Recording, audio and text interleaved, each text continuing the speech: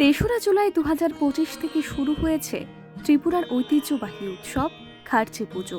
আজ আমরা জানব এই প্রাচীন উৎসবের কথা, যা শুরু হয়েছিল মহাভারতের সময় এবং আজও ত্রিপুরায় অত্যন্ত শ্রদ্ধার সঙ্গে পালিত হয়।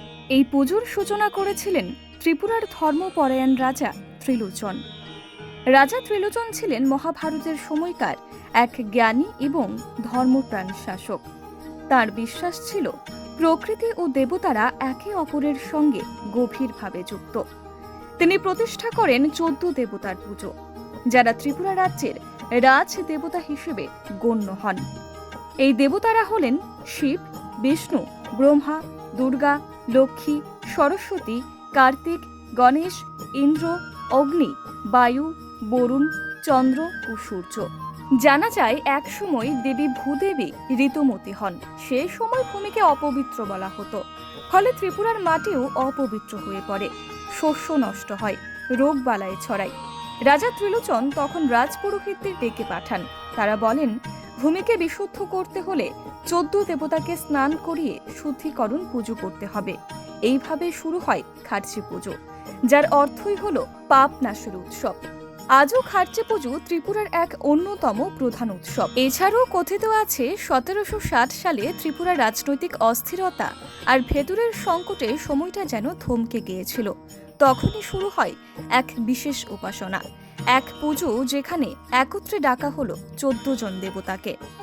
এই পুজোর নাম খার্চে পুজো। খর মানে পাপ, চি মানে মোচন, অর্থাৎ এটি পাপ মোচনের পুজো।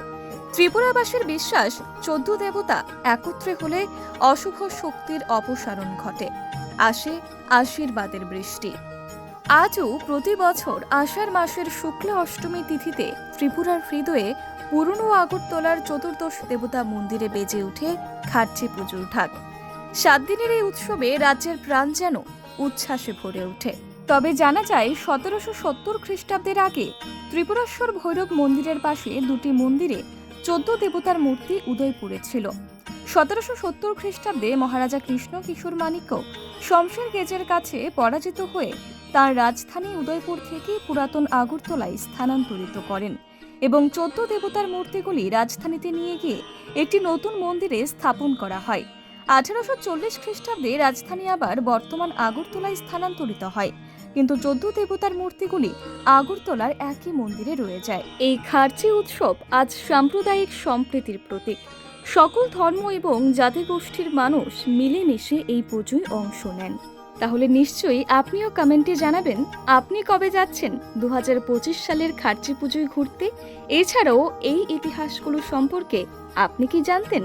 আপনার মন্তব্য নিশ্চয়ই কমেন্ট করে জানাবেন। ধন্যবাদ।